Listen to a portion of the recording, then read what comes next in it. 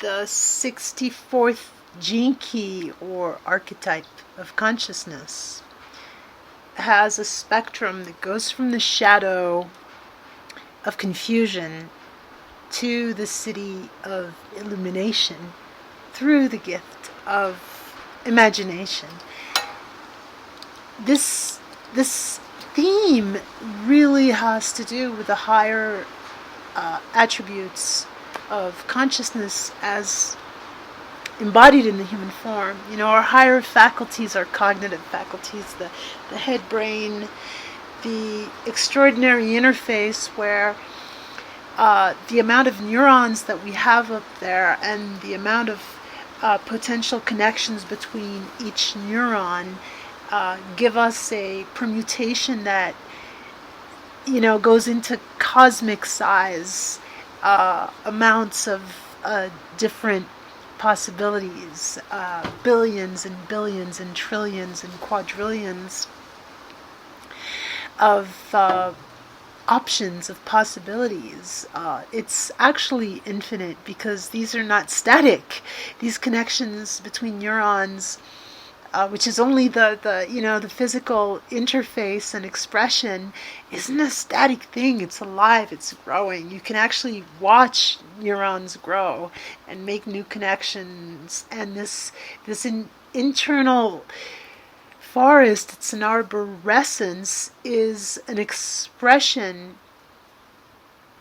of this extraordinary mental plane, and then the spiritual realm as well. When we elevate, when we go above the mental to really open the mind, such as what happens when we meditate, when we are present, so present. We don't need to be sitting. When I speak of meditation, it's the presence, the flow of our experience.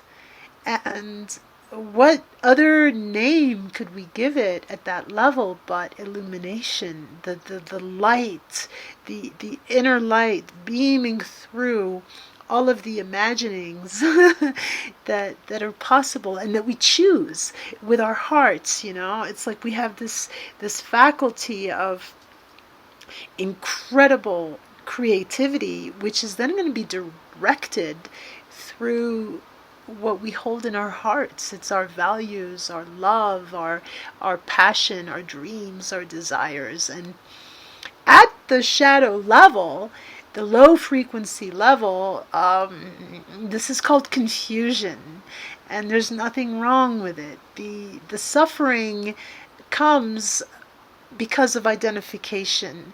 As soon as we cease limiting ourselves to the apparent container and vehicle of our being, the suffering is going to dissolve, and the confusion is going to be part of the creative process.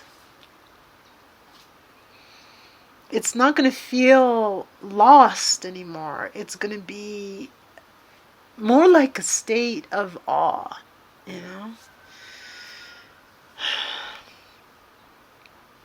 beholding the myriad phenomena that populate this internal space of consciousness that we call the mind, our mind. The mind is a big place. It's an infinite realm in and of itself, and it also has a gradient. We can speak of the lower mind and the higher mind, the ordinary mind, the transcendental mind. And because of its extreme plasticity and subtlety and ether-like quality, it's an invisible labyrinth in a way. And the lower mind corresponds to the shadow frequency. It corresponds to the cognitive processes of reason and logic that are only problematic when they are the extent of our mental operations, when we don't stray outside of the boundary conditions that don't allow for paradox. So whenever we meet paradox, we can know that we're coming to a place of mystery and of a profound significance that transcends the ordinary mind, and that allows us to come into another realm where imagination is the name of the gift. It's poetry, it's creativity, it's the open mind. And a beautiful saying in French is that the mind is like a parachute. It works better when it's open.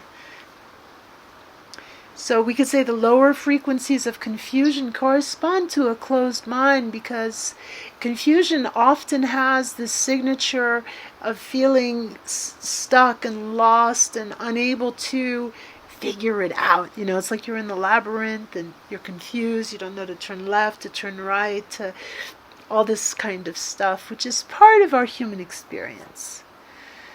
There's nothing wrong with it. Let's just remember this is a spectrum, and our goal, if you will, is to embrace the spectrum and to be able to hold these different levels of frequency without identifying with them. I mean, confusion is like the fertile soil of the garden.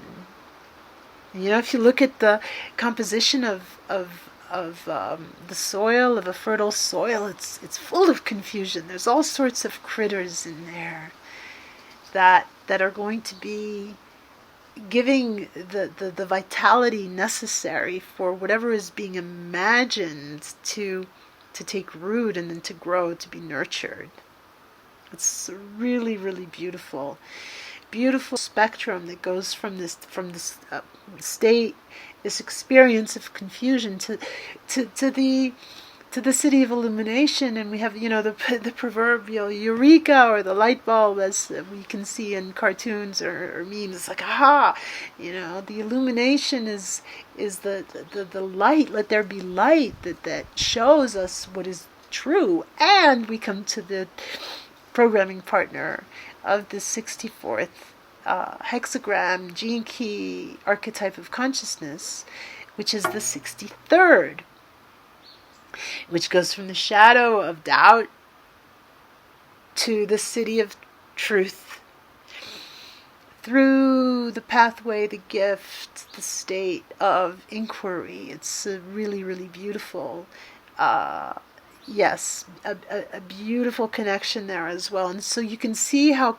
doubt and confusion go together, right? It's just like you don't know the truth, you don't have the imaginative and inquiring capacities are kind of forgotten, and so there's a temporary closure and incapacity to actually trace one's path, because what we do is we trace our own path, we create. This is what neuroplasticity is about. It's creating our own pathways, not receiving them from any external sources. We create them by what we focus on. So our focus, our attention is incredibly important and powerful. And the more this focus and this attention is connected within, so our biology, our vehicle beautifully expresses it, because we have our organism that shows, this man of Mencius here, with the cup being the mind, and then the cross is the feeling, the heart, and then the square is the base of the biology of the organism as a separate entity, a vehicle. And so when all of these are connected and aligned, then so the doubt and the confusion are gonna melt away, because imagination goes with inquiry. You can't. The art of asking good questions. What can I think think of next that is going in this direction of what I truly desire. And then when illumination comes, it's basically the illumination of truth. Truth is luminous. It always is luminous, and it's in every place. So we don't need to worry about. I mean, it's funny. It's kind of the paradox again, right? That takes us out of the ordinary mind, because the truth is everywhere. It's only the perspective that doesn't recognize it. And when you recognize the truth, when you finally connect it and feel it and see it, it's an internal experience that is very close to a rememoration. It's like, oh, I know. How do we know truth? Because we know it, right? It's not a belief, it's a knowing. It's an internal experience that encompasses all of these different levels.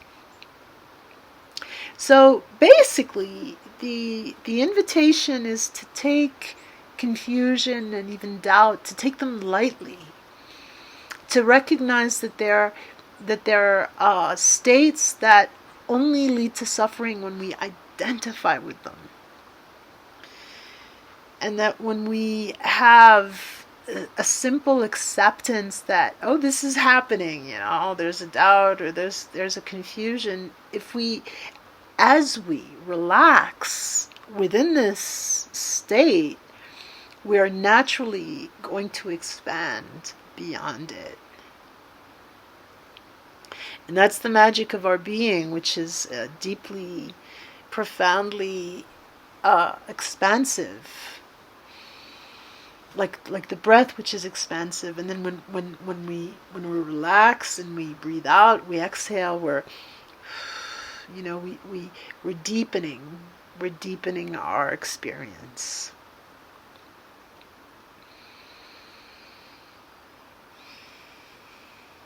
So for each of these 64 gene keys or archetypes of consciousness, the goal, so to speak, the intention is the same. It's to relax and to breathe and to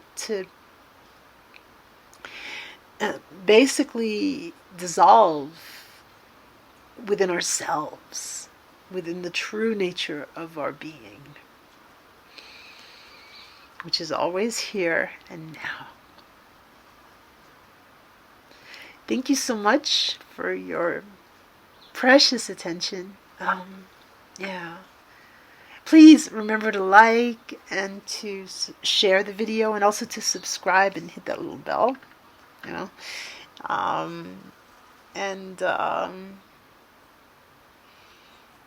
We'll see you soon. Bye-bye.